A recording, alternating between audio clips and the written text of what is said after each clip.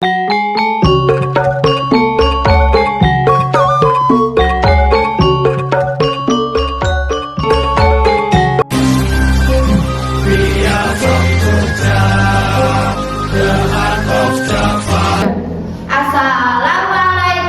warahmatullahi wabarakatuh.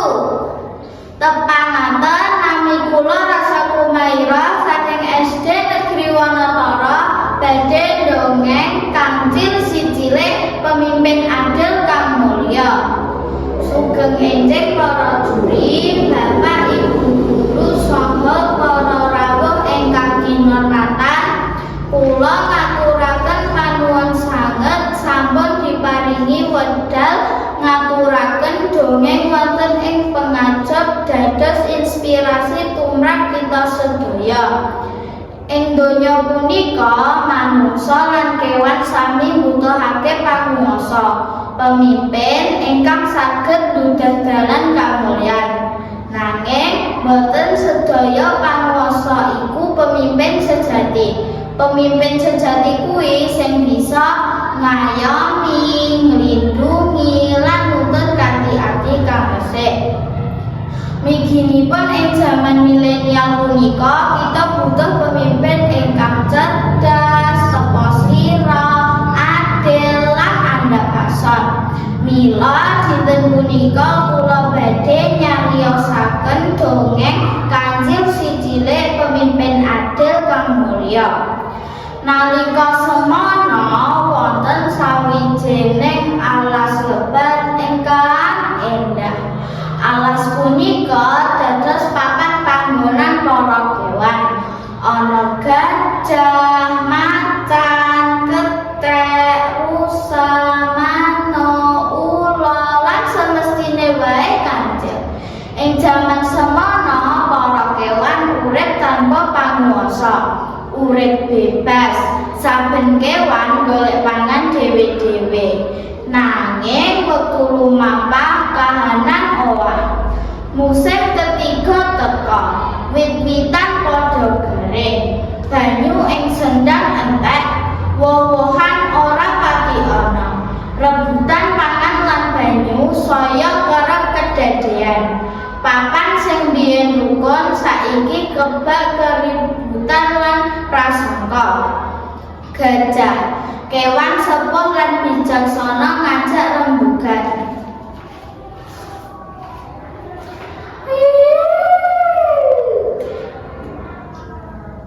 Wahai para kewan, kita butuh pemimpin ingkang saged nuntun kita metu saka kahanan kang angel iki.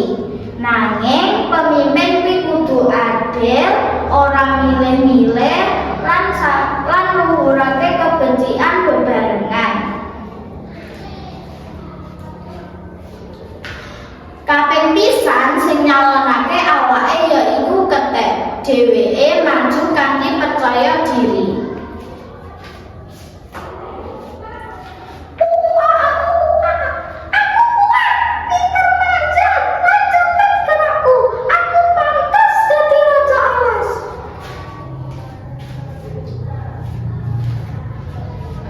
Banjur Kancil maju, ora gagah kaya kethek nanging alon andhap asor.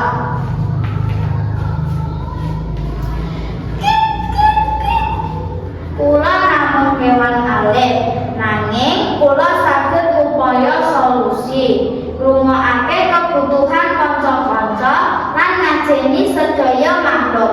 Dhateng kula kepemimpinan dudu bab kuasa, nanging bab tanggung jawab lan pengabdian.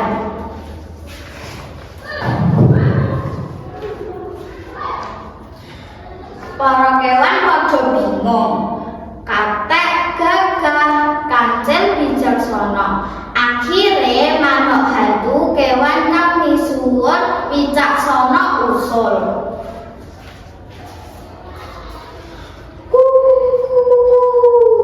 Kita adani ujian, sapa kang bisa ngupaya banyu lan pangan kuwi sing pantes dadi pemimpin.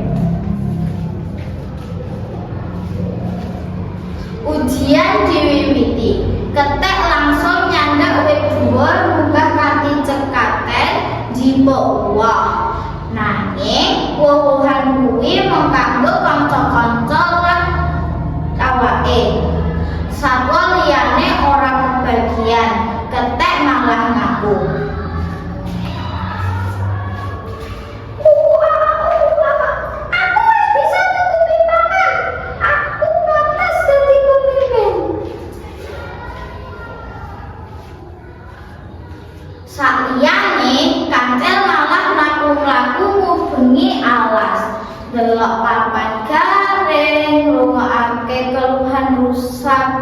gajah lan ngajak kanca-kanca kerja bareng gali lemah.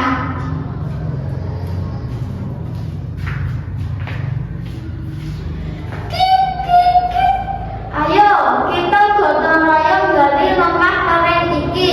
Nalika bumi didolok nganggo katresnan mesti bakal metu berkah.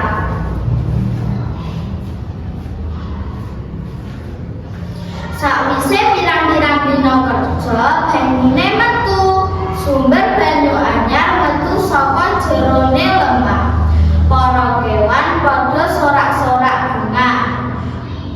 Banjur Kancil nuduhake panggonan wit jambu lan pepaya ing padang alam. Woh-wohan kuwi disimpen ing trumbuk kanggo kebutuhan bebarengan.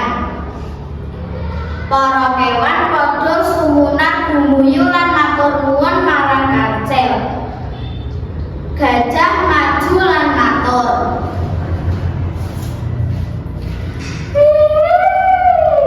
wis cetha pemimpin sejati kuwi sing bisa ngupaya solusi ngajak kerja bareng lan ora kedepanke awake dhewe. Aku dukung Kancil dadi raja alas. Para kewan padha sarujuk Kancil diangkat dadi pemimpin anyar. Ketek isin nanging Kancil ngendika,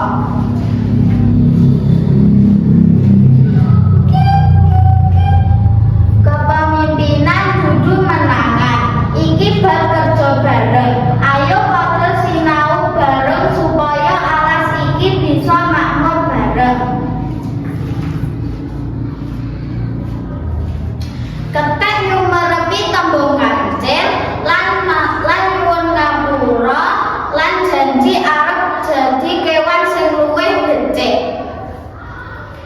Para juri lan para rawuh ingkang kinurmatan, dongeng punika sampun maringi piwulang luhur dumateng kita sedaya.